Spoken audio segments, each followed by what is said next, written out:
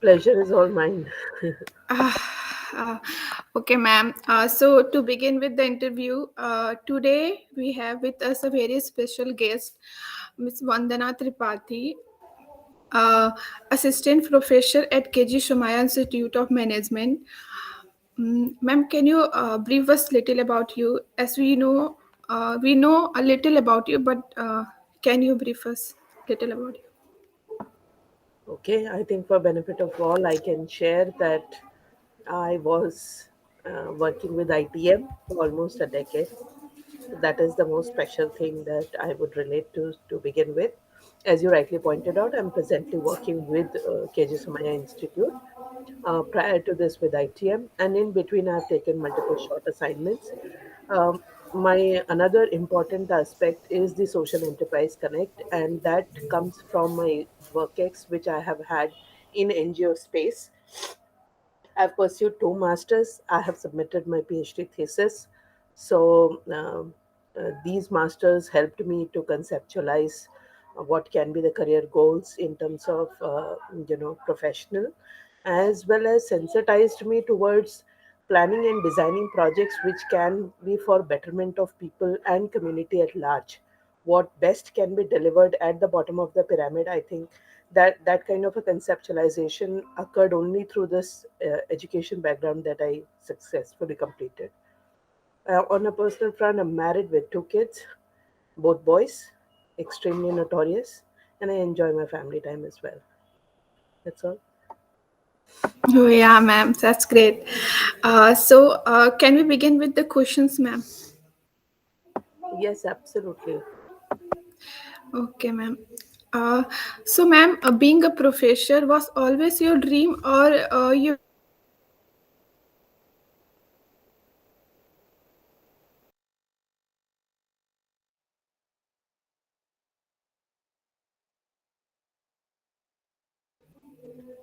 other career option? Sorry, ma'am.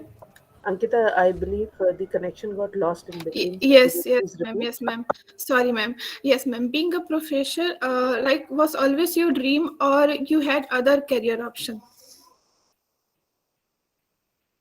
Okay, that question no one has ever asked it, despite giving so many interviews also. So it's interesting to think over it right now. Um, to be very honest, academics was never the first choice.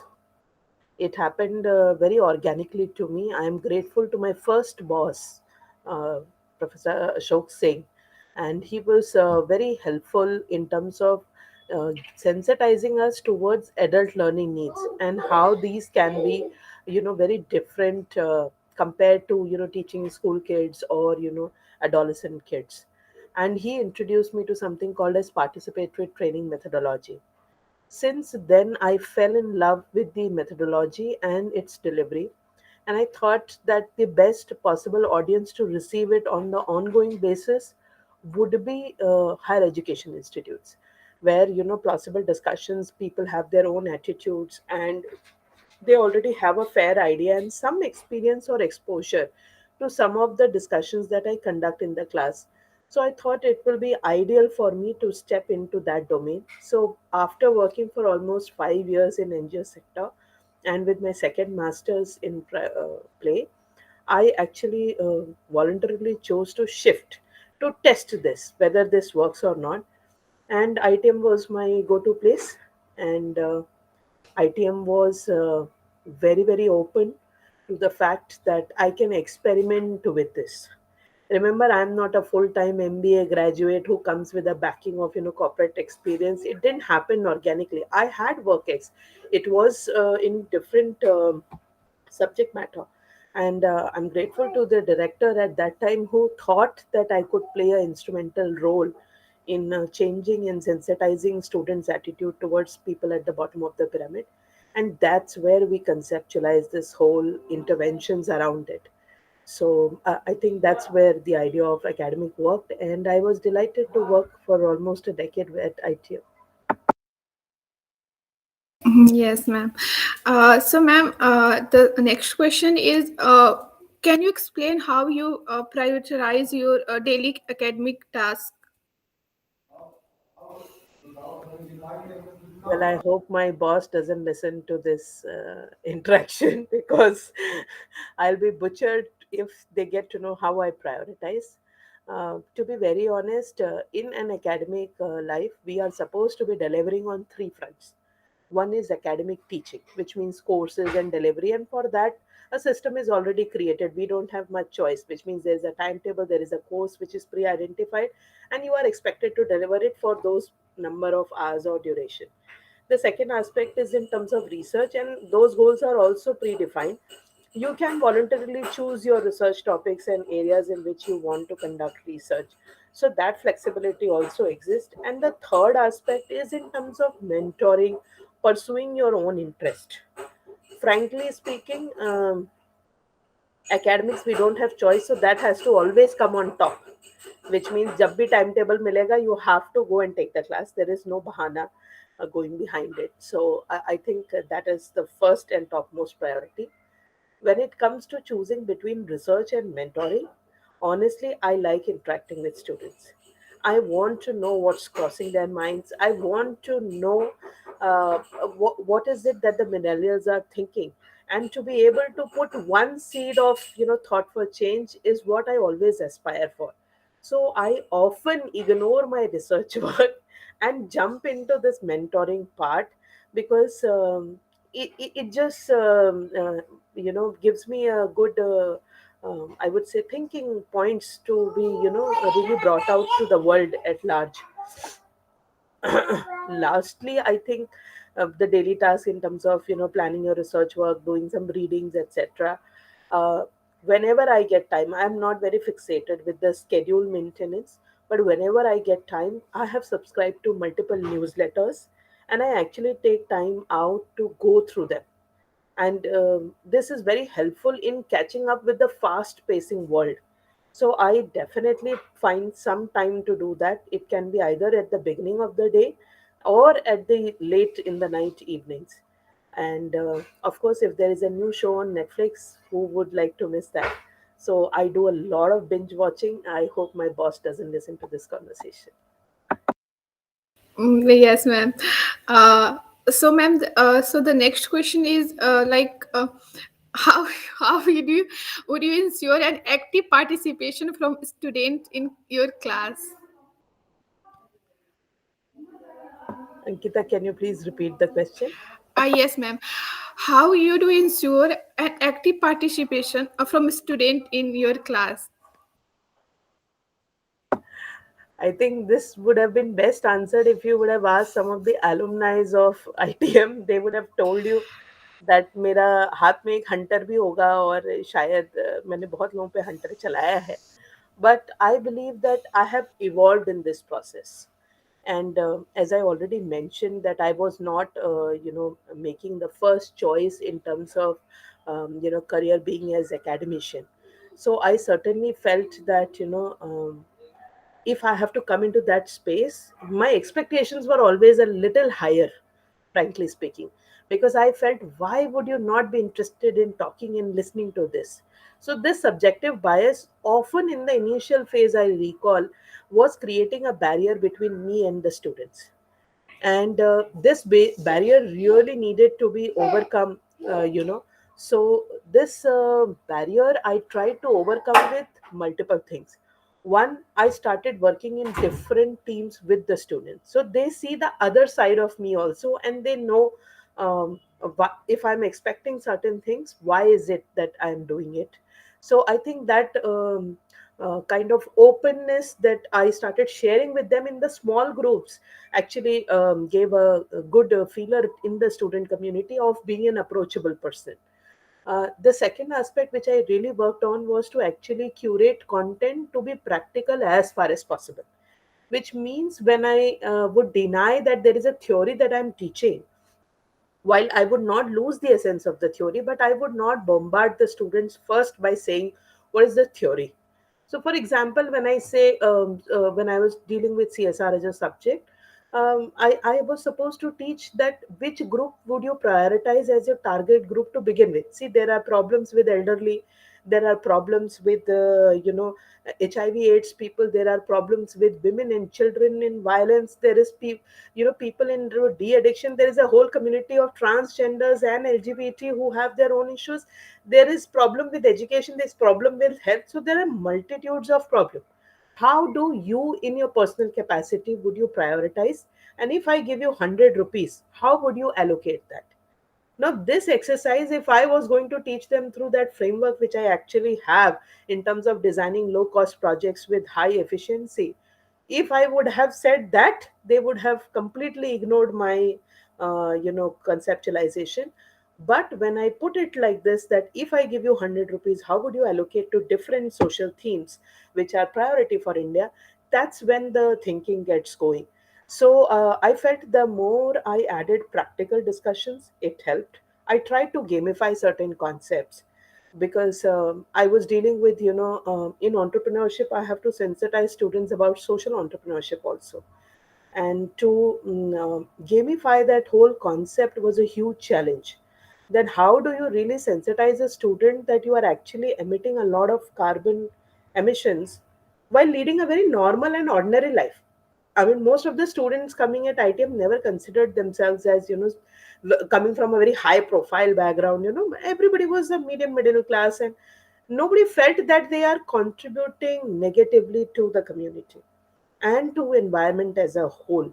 So in order to sensitize them, I developed couple of gamifying concepts, and two games that I developed, I think it was one of the most loved aspect of the course which I was delivering. In order to make it participative, obviously marks is a good strategy. You want to get something out of the students, allocate marks. So I have definitely used it to the core. Sometimes I would announce in the beginning that I'll give you marks on this, and then if I find they have not done enough, then I will just curtail that entire assignment after completing that assignment, because I would have listened to everybody. So marks was used, I think, quite often in a classroom setting, frankly speaking, because that was one driving force. I think there was one more aspect that students wanted to know more about my practical experience. So I think storytelling was something that when I started sharing, when I used to deal with topics like climate change, students would actually come out and talk and open about their own experience of being caught in a flood situation like Mumbai floods. Students from Mumbai could associate with that. There were students who have had parents who were working in Bhopal or staying in Bhopal. They could associate with gas tragedy scenario. So I think storytelling was very powerful, and sometimes it used to get difficult to handle emotions inside the classroom. But I think overall, my students were a huge driving force which kept on sensitizing me on prioritizing their learning needs. So I believe these were some of the tactics which I used to make it more interactive. And these days, I think in online forcing them to open their camera, I think I'm also facing a challenge. If there are Yes, ma'am. challenges, please let me know about what others have spoken as well. Yes, ma'am. Like, there is also an excuse that network is not working like that. Yes, ma'am. As a student, we can understand that practical knowledge, like very understanding, we can understand easily about any topic. So it very helpful for us also. So the I totally agree with you on that. As a learner, when I picture myself, how do I learn best is when I try to do it myself or learn it from somebody who has done it. So that is the closest I can get. So I definitely eye on anybody having practical experience. Yes, ma'am. So the next question is, ma'am, what do you like when you uh, uh, to do when you are not teaching? I think my friends in ITM and in my present institute will, uh, I mean, they would just please don't share this video on a public platform, otherwise, I'll be crucified. I actually end up doing a lot of binge watching and little bit of time in terms of catching up with friends. I do like a weekly routine. It is to actually connect with people, uh, to catch up with my alumni. I try to follow multiple things at that time. Mostly I like to know where they are presently. I think that is the first thing that I do. In terms of other interests that I pursue, as I told you, reading and a little bit of snippet based reading is something that I definitely do. And I think the last thing which I love to do, and I have not spoken enough about it in my public space, is actually trying to relate any concept that I've seen with my own personal life. So there is something that I think my colleague in ITM, Dr. Deepthi Raghvendra, uh, suggested me sometime back to start documenting and maintaining a journal of what my thought process is, and how it evolved and why did this thought process came into my mind. So when I started maintaining journal, I think I experienced a lot of emotional venting going out there, so I could actually put my thoughts through it. Dr. Deepthi also recommended a good MIT course to me, which I pursued. Of course, I dropped out like any other online course. Interest is peak, and then you fall down. For me, some other commitments came into my way, and therefore I couldn't complete it. But I'm certainly eyeing on. They've just announced the round two, so I will definitely chip in there. That course actually helped me a lot to get clarification in the thoughts that cross your mind. You read so many things, you talk to so many people, and then you have a lot of ideas floating around in your head. How to put it together, I think the journal writing really has helped a lot. Even when going was tough during COVID times, you want to say so many things, you want to reach out to people, and you couldn't. And I think at that time it came in very handy. I have had a lot of emotional breakdowns, I would say, during this phase, because I was always so active, and leading a dormant life is not something that one would expect easily. That I think creating a common platform for sharing also helped a lot. So when I was not actually actively working, this is what I did: reach out to people, talk to them, find out what they help they know, and try to connect those who can help with those who need the help. This is all I do. That's great, ma'am. Like, I can relate with you. Like, I also like a same kind of a person. When I see when somebody in troubles, that hit me. So the next question is, ma'am, what interests you about this position? Okay, again, these kinds of sensitive information should be kept under wraps. Do I get driven by designations? Yes, there was a phase in my life. I'll be brutally honest with you. And I think I was being fair to myself. I was in that zeal of, just crushing down my competitors and moving forward. I have led that life. And I completely withstand with that. That was a choice which I maintained at that moment. While I also feel that in this evolution of my humanitarian lifestyle, I have come to a point where ambition doesn't drive me through position based approach. It is in terms of increasing your spectrum of research, in terms of consolidating your learnings. I think I am more driven for that, and I feel I have arrived at that point now, where I've remained an assistant professor for almost a decade. Does it kill me out as a person? I have I've taken loads of work which was beyond the KRA of a assistant professor. One, because I enjoyed working there. For me, it never started from whether I am as per my designation meant for this job or not. I'll give you small insights into it. When I was working in NGO in 2007, okay, 2007 January, my funding organization chairperson had come, and I thought I'm the star performer, and I would be giving out like the star presentation, and really getting to know the bosses, and being in the good books of everybody. I thought I will kill it. And in the meeting of organizing committee, my boss tells me I will be working as a translator, only translating content from English to Hindi. I was working in a Hindi belt, which is in Lucknow. So I was told that, Vandana, your English and Hindi command is equally great. So we want you to actually just be present like a attachment to the funder representative who was coming. And you can't imagine, I cried, I howled to my friends, and I was cribbing, this job is nasty, and that I should never be, working so hard to gain that position. I was like so disappointed and dejected in life that, I mean, come what may, I was given a job of translation. I mean, this is what, after you have done your MA in Tata Institute of Social Sciences, this is like the shittiest aspect I can expect.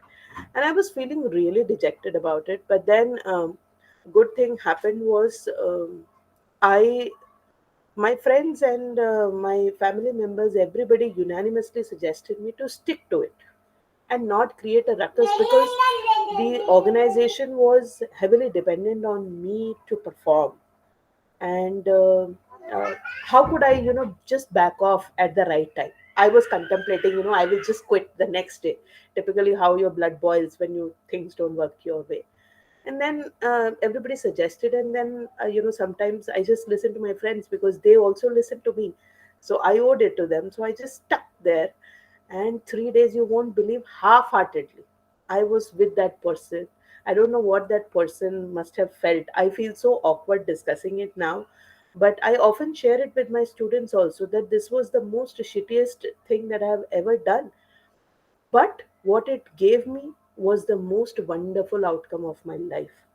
What happened was that on the last day of consolidation, this lady admires my grit of, being able to translate, and seamless interactions with the community. I could make her interact with the government officials. I could make her interact. So there was a multiple levels of stakeholder meetings, and I was continuously translating it for her. And she never felt that, I did not do justice in conveying the emotion which she wanted to convey, be it at the community level, grassroots. Really, we were sitting in villages and talking to women out there. She told in front of all the staff members that this has really touched her, and she wants to sponsor me for my higher education in urban community specialization.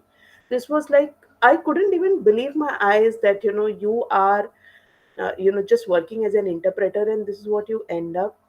And you should see the sparkle. I took a little while to absorb this, but I think my boss really admired that, this acknowledgement came from somebody else instead of him. And that was the day which I learned that, it's not always to seek it from people who are near you. They will always appreciate you, they will always try and support you. I mean, your parents, even if you make the worst of the worst mistake, will always say it's okay, it was, be careful next time. But to listen it really from an external source was quite inspiring at that moment. And then it struck me that to consider of a job demeaning was the worst thing that I have ever done to myself and to the organization. And that was the day I took pledge that even if I have to mop the floor, I would never take it coming from my designation and my position in the organization. I would always take it that probably it's the most necessary thing. And when I see our Pradhan Mantri doing the sweeping on the floor, even if it is cosmetic and it's for 5 minutes, I think it makes a lot of difference to people who are watching it. Because if a Pradhan Mantri can do, then so can you.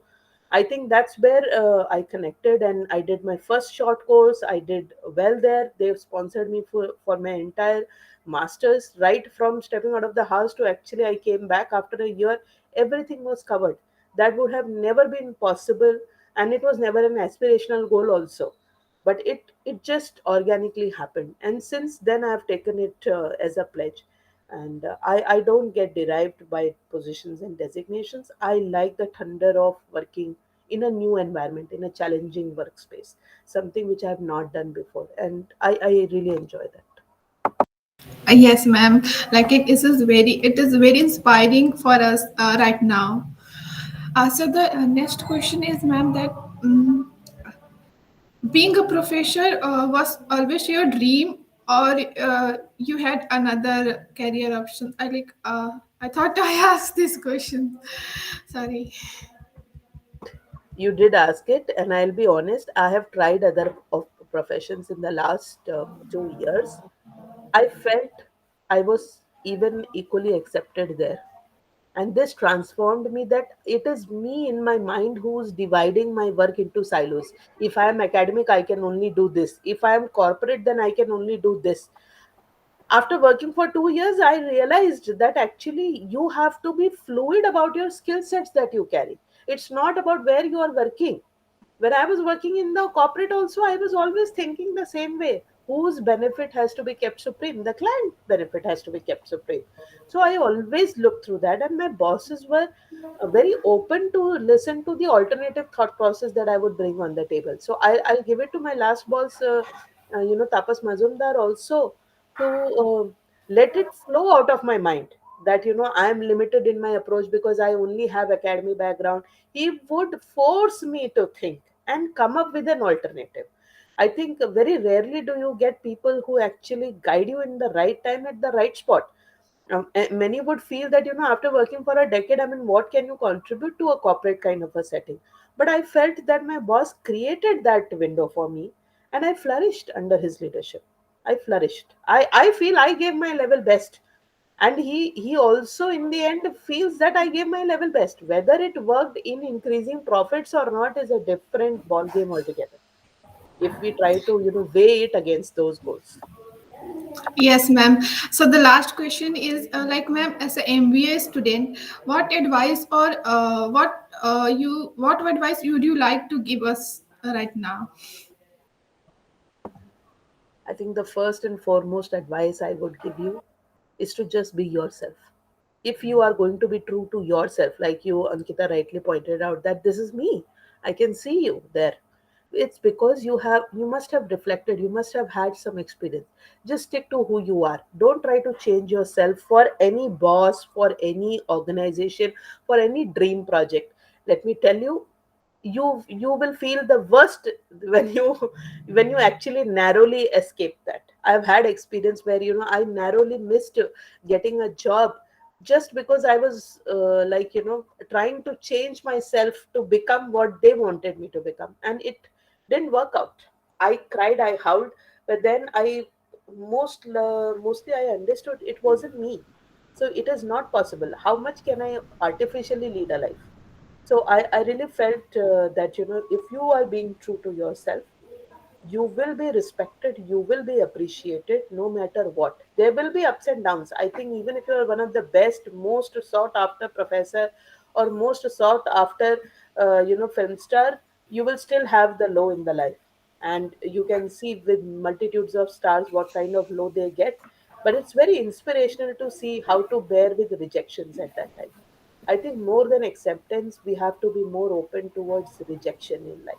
Somebody will just not like you for who you are, and not liking by a person should not determine what you should do. It's a very tricky domain which I'm saying, but I think you guys are already working in small teams, and you would realize that Yes. you want things to happen in a certain way, and your colleagues are not supporting you in that certain way, right? I Like, for example, I changed the interview time today. It can be very upsetting for people who have to take like repeated interview, but I genuinely, if you see from my side, you should, I mean, I was glad you were open to rejection of that timing, and No. automatically gave me another time, which is very kind. In life, you will not always have this opportunity. I'm just trying to say that. So be open to rejection. If somebody didn't like you, somebody didn't give you time, it's okay. They may have had their own compulsions. So be yourself, stick to yourself, to never stop learning. At the age of 39 also, I've registered under multiple courses. I seek to learn from students. I seek to learn from my peers. I have worked with one of the best teams at ITM. I thoroughly enjoyed learning from each one of them. And the best learning that I has ever happened to me was through this peer learning, where you are forced to work in small groups, and you kind of learn the dynamics of maneuvering your way out to achieve the deliverables that you want to achieve at the end of the day. uh, Never get into the blame game. I know it's easy for me to say right now. I have led that life where you end up blaming everybody beyond you, and it will happen. Even if the best is happening, you still will, organically go and give credit to others. Oh, it was because my professors were so great, so I did very well. No, you were great, you absorbed, and you did well. This is what I have realized, that it's a lot to do with you, and many a times in terms of acknowledging the world, we have forgotten ourselves into it. So I don't want you guys to get into it. Yes, don't take it to the ego level that I am the only one doing it. That's not the case. But be realistic enough to ascertain if you have really done well. Acknowledge to yourself first. And I think these days, this loving yourself kind of messages are really making it more viral a theme. And it is because people have not done it for a long time. And when you will step into married life, you will have other responsibilities to cater to. And how do you strike a balance? I have been always on the wrong side of the balance, I would put it that way. I have crossed through guilt, and these guilts you really need to have some close people around you to help you overcome it. It can be a guilt of leaving a good training program because you have to look after your child, or it can be your child is sick and you have to be on campus because you have to finish the course that you have taken. So it can be on both the sides. Never get into this guilt trap and never build the ego around you. Last but not the least, I would say that listen to people around you. There are times when we shut our ears, and this has been uh, very, very difficult for me to learn. It has taken me almost 17 years of work ex to actually arrive at this point. But now that I can see it, I feel you can get started early on and take the most from it. Listen to people who really see goodness in you and want you to excel. There were people on different stages of my life. I mean, I have already shared my first boss, my last boss, and my boss at ITM, the first boss, Dr. Ganesh Raja, was also very instrumental in keeping this. He let me flourish, and I think these are the things that I really feel will enable you to come long way in your career journey. Never be stuck with positions. I think that is a sad thing that we have created for ourselves. Yes, ma'am. Thank you so much, ma'am. That's amazing. I think we learned so much from you, even this short time. Um so, ma'am, on behalf of DORAI Foundation, we have a small token of love for you. Kansha? Akansha, you can also come online, beta. I saw you for a very small time. Good to Uh, see you. Hello, ma'am. Thank you so much for being here. Like, all your answers were so detailed, and I think all your answers were something that any student would want to hear, or any student who is confused or what to do ahead or how I should be. Your answers were so detailed. Even your life journey questions were really good. So I'm here. We have a small certificate of appreciation. I hope you accept it. I'll just show it to I you. think you are you have been so kind enough to actually give me something. I don't deserve that kind of recognition. I should be giving Dorai something in return for creating a platform whereby we all can come together and share. It's a very rare thing that you get to openly speak beyond your usual subject matters, and like you have to wait for a coffee with current kind of a show. So I think this is a good alternative platform they have created, and kudos to the entire team, particularly the students team. I've been receiving the creatives every day. You are trying to reach out to people and bringing their stories on board for inspiration to students. I think the certificate should be given to each one of you there. But I most likely I feel that all of you will excel well. Just keep the spirits high. Yeah. Thank you so much, ma'am. It Thank you means, so much, ma'am. and we are gonna post this video online. Just gives just giving you. Just make sure my bosses are not tagged into it. Do tag my ex bosses because I really want them to know what I spoke about it. So I will put them on this because they should know these are the things which I have never gone back and told them.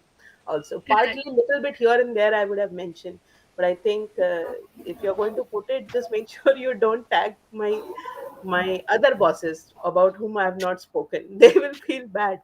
But it's just, I think, the right point of discussion came along with those bosses. Yeah. Correct. No, Okay. ma'am, don't worry about it. We won't tag anybody. Ah, So I'll that's the just share safest the step, no? screen. Hello then, guys. Great talking to you all. I disconnect now. Yeah. Ma'am, this is the certificate of appreciation. Oh We will my send it to goodness. you, but I hope Thank you accept you. it. Thank you so much. Thank you. Thank you, ma'am. Thank you so Bye. much. Bye. Bye. Bye. Thank you, ma'am. Thank you so much. क्या था कैसा था रुक जा, recording तो stop करने दे.